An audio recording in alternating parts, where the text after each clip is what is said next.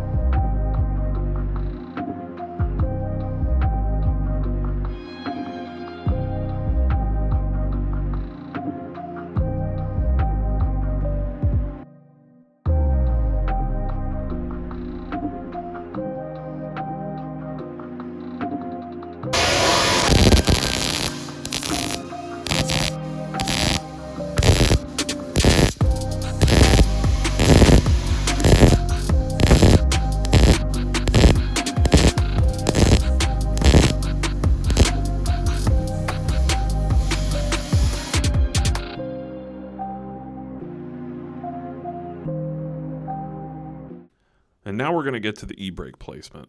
So as you remember, on our pan, since it was shortened, there wasn't a provision for the e-brake handle anymore, but we do want to run an e-brake. So what AJ's doing is marking out the new position and opening up an access hole.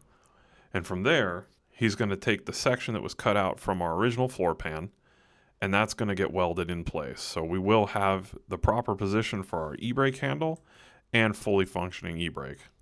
And you can see here he's already cut it in, and he's going to weld that into place.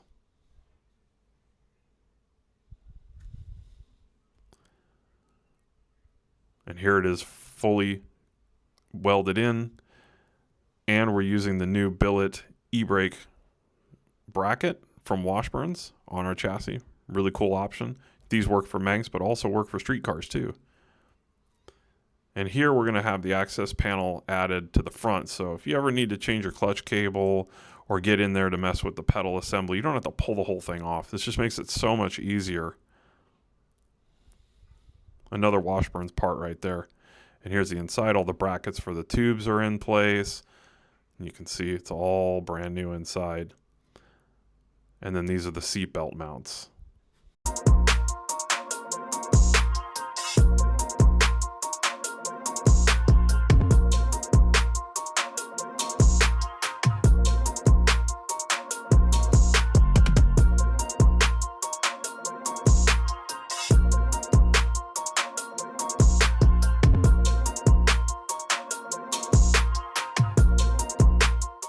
And here's a cool custom touch.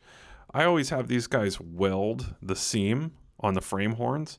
And what this does is add a lot of strength in this area, because what you can get is flex with a big horsepower motor.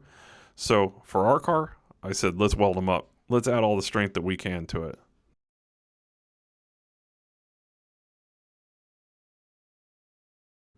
And now AJ's in the process of sealing up the pan.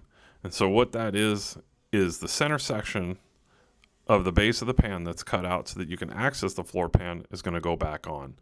And so AJ's taking his time here and lining it all up so that all the stampings in the middle line up exactly like factory, so you won't even know that the thing was taken off. Let's watch AJ put this thing back together for us.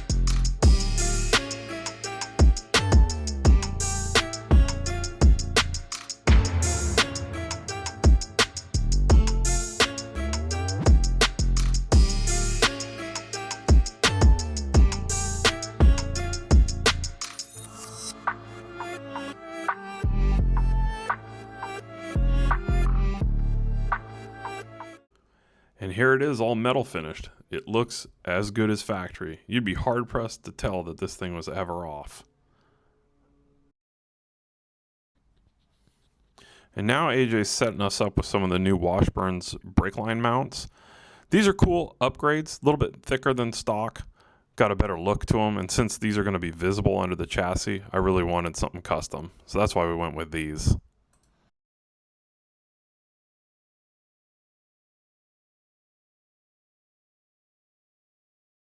And now we're at the fun part. We're going to be fitting those floor pan halves. These are those shortened ones that I ordered from England. And so AJ is going to be fitting these up to the finished spine of our pan. And once these things are on, we're pretty much home free. So here's AJ trimming a little bit and getting them to fit. And the next step is going to be to spot weld them in place.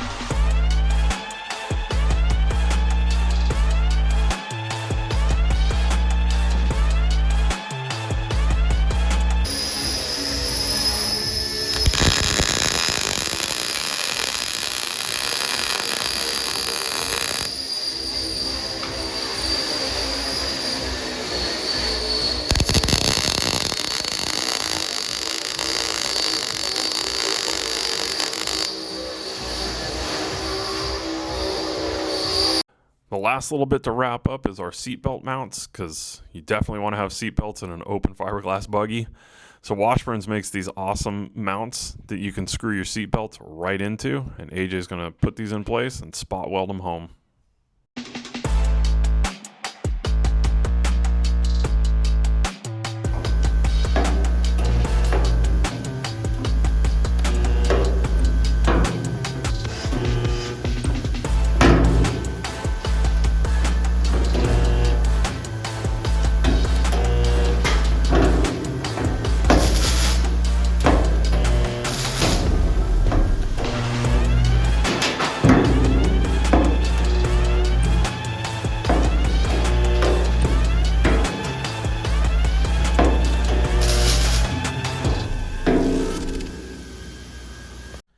And that's it. That's our completed floor pan, all roughed out in bare metal and ready to go to the next step, which will be powder coat. So you can see that we've added some seat mounts here. These are going to be for our Meyers Manx buggy seats, which I'll show you in the future. But for right now, you can see that this thing is done and ready and looking awesome. Check this thing out. Washburns did an awesome job. Lots of custom touches that you can do for your own pan that we did on this one. And we'll show you some more detail after we get to the next step, which will be powder coat. But for right now, let's just take a look at how cool this thing is.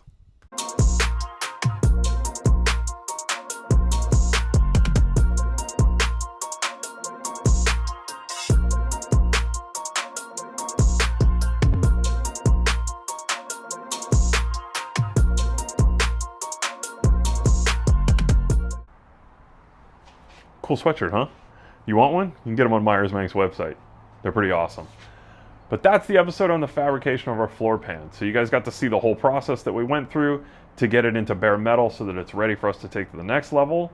And that next level is going to end up looking like this. Going to get powder coated. So we're going to show you the whole process because there's a ton of information out there about powder coat and maybe 25% of it is correct. We're going to show you how we do it to get a finish like this that's totally show quality so that you know if your powder coater is doing a good job or if they're not. So stay tuned for the next episode. You guys are going to love it. Thanks for watching this build so far. Pretty soon we're going to be dropping this body onto that finished chassis. I know I can't wait. I know you guys can't wait. So stay tuned. We're going to get right to it.